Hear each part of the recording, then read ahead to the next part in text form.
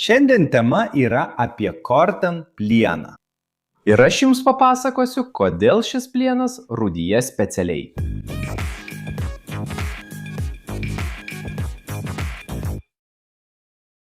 Sveikas, žmonių inžinerija! Ar kada nors praėjai pro modernų pastatą, įspūdingą tiltą ar net skulptūrą viešoje aikštėje ir susimastei, kodėl ta konstrukcija atrodo visiškai padengta rūdimis? Iš pirmo žvilgsnio natūrali kiekvieno žmogaus reakcija – pagalvoti, kad buvo padaryta priežiūros klaida arba kad medžiaga pavojingai genda. Tačiau daugeliu atveju tai, ką matai, yra vienas iš įdomiausių ir sumaniausių šiuolaikinės metalurgijos medžiagų – korten plienas. Bet kaip galima sukurti metalą, kuris specialiai oksiduojasi ir vis tiek laikyti jį patvaresniu už paprastą plieną? Ir kodėl inžinieriai bei architektai pasirinktų medžiagą, kuri atrodo tarsi gestų, kad iš jos statytų objektus turinčius išlikti šimtmečius? Kad pradėtume, turime tiksliai apibrėžti, kas yra ši medžiaga. Korten plienas nėra tiesiog paprastas plienas paliktas lietuje.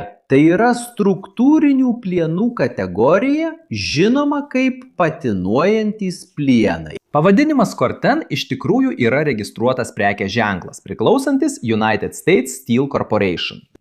Beje, jų būstinės pastatas Pitsburge yra pastatytas naudojant korten plieną.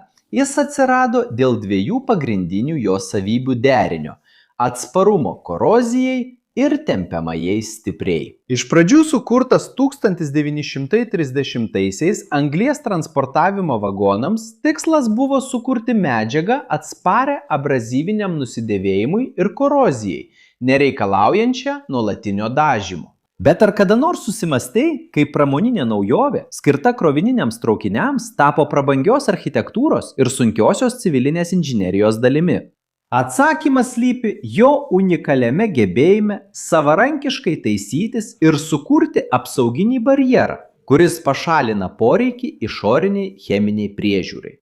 Tai, kas iš esmės pakeitė mūsų požiūrį į metalinių konstrukcijų ilgaamžiškumą. Didžioji korten plieno magija vyksta atominėme lygmenyje, naudojant labai specifinę cheminių elementų sudėtį. Tuo tarpu paprastas plienas jį sudaro iš esmės geležis ir anglis. Korten plienas papildomai praturtinamas strategiškai parinktais kitais metalais. Tarp pagrindinių sudedamųjų dalių yra baris, chromas, nikelis ir fosforas. Tačiau kokia yra kiekvieno iš šių elementų funkcija mišinyje? Baras labiausiai lemia, kad rūdžių sluoksnis sukibtų ir neatsiluptų.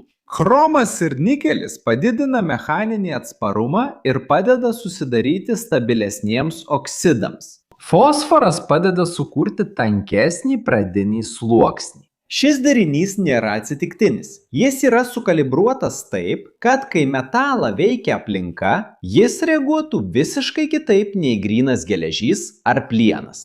Ar galite įsivaizduoti, kad nedideli šių metalų kiekiai, dažnai sudarantys mažiau nei 2 procentai visos sudėties, gali pakeisti viską?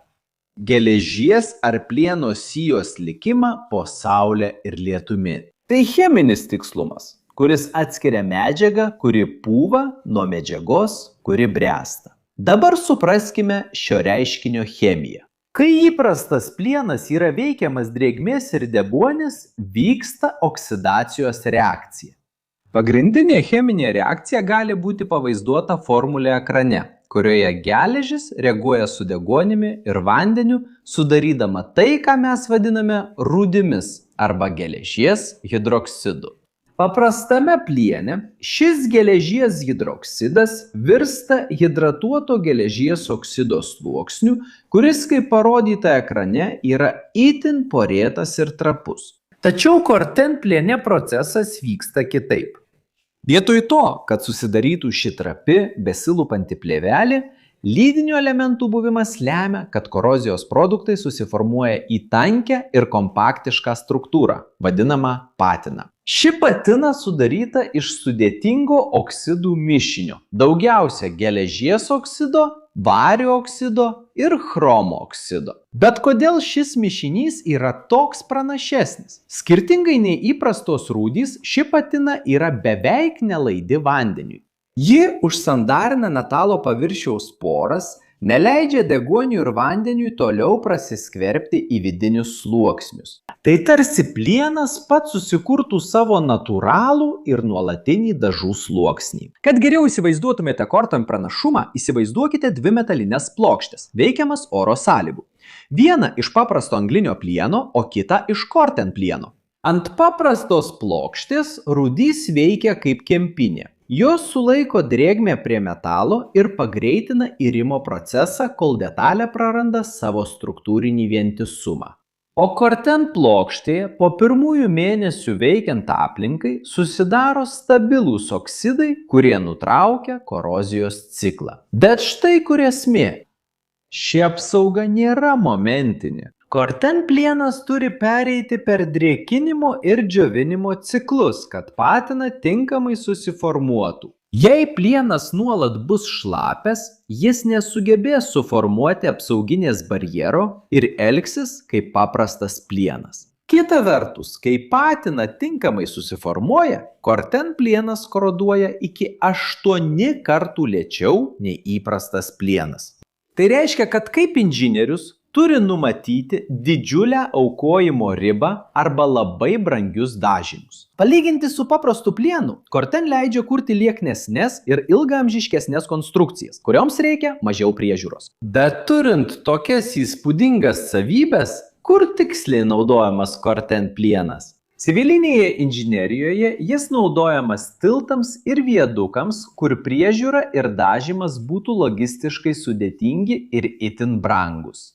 Klasikinis pavyzdys yra New River Džordžo tiltas Jungtinėse valstijose, kuriame naudojama ši medžiaga, kad nereikėtų periodiškai dažyti beveik 300 metrų aukštyje. Architektūroje ši medžiaga pasirenkama tiek dėl ilgaamžiškumo, tiek dėl industrinės ir organiškos estetikos. Tokie pastatai kaip Barklio centras Niujorke naudoja korten plieno plokštes, kad sukurtų fasadą, kuris bėgant metams keičia spalvą, nuo ryškiai oranžinės iki tamsiai rudos, gilios ir žemiškos. Bet ar kada nors susimąstėte apie šio pasirinkimo poveikį aplinkai? Pašalinus dažų, kurie dažnai turi lakiųjų tirpiklių ir sunkiųjų metalų poreikį, korten plienas tampa daug tvaresniu pasirinkimu dideliems miesto projektams. Tai medžiaga, kuri priima laiko tėkmę ir ją išnaudoja savo naudai, puikiai įsiliedama į kraštovaizdį. Tačiau, nors atrodo kaip stebuklinga medžiaga, korten plienas nėra nesunaikinamas ir reikalauja specifinės priežiūros projekte. Ar prisimenate, kad minėjome džiovimo ciklų būtinybę?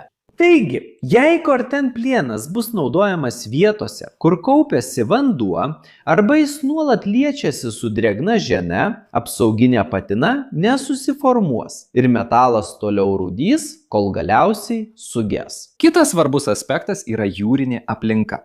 Regionuose esančiuose labai arti jūros dėl didelio chloridų kiekio ore gali nesusidaryti stabili apsauginė geležies oksido plėvelė. Todėl korten naudojimas be papildomos apsaugos tampa rizikingas. Be to, yra estetinis aspektas, kuris gali kelti problemų.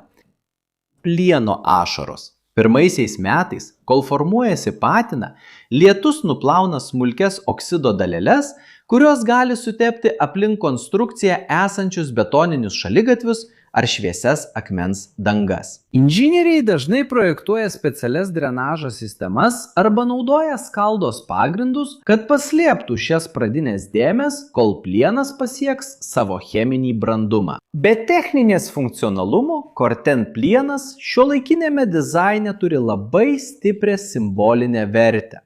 Tai yra gyva medžiaga, nes jos išvaizdą lemia klimatas, saulės kryptis ir drėgmė toje vietoje, kur ji sumontuota. Sortensen fasadas Pajūrio mieste turės kitokį atspalvį nei fasadas dykumoje.